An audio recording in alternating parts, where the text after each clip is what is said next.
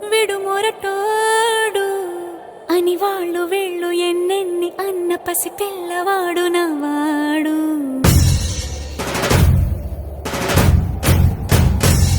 విడు ముండోడు అని ఊరు వాడ అనుకున్న గాని మహారాజు నాకు నవాడు.